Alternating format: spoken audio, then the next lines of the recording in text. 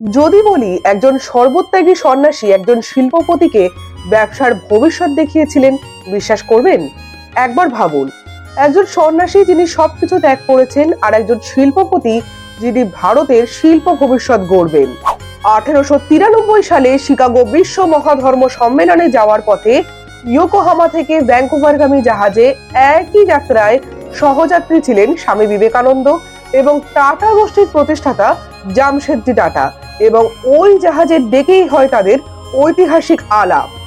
স্বামীজি তাকে বলেছিলেন, শুধু জিনিস কেনাবেচায় কমিশন নয়, যদি দেশের মধ্যে কারখানা তৈরি করা যায় তাহলে মুনাফা তৈরি হবে, দেশে কর্মসংস্থানও তৈরি হবে, এবং তাতে যদি পশ্চিমী প্রযুক্তি ব্যবহার করা যায় তাহলে প্রকৃত অর্থে ভারতের উন্নতি সম্ভব।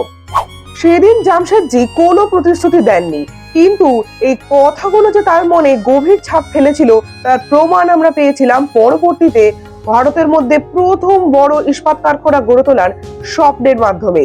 স্বামীজি গেরুয়া বসনধারী ছিলেন ঠিকই, কিন্তু সর্বোপরি তিনি ছিলেন একজন দেশপ্রেমিক। তার কথায়, চিন্তায়, জাগরণে সর্বদাই ছিল দেশকে অর্থাৎ ভারতবাসীকে উন্নত করার স্বপ্ন।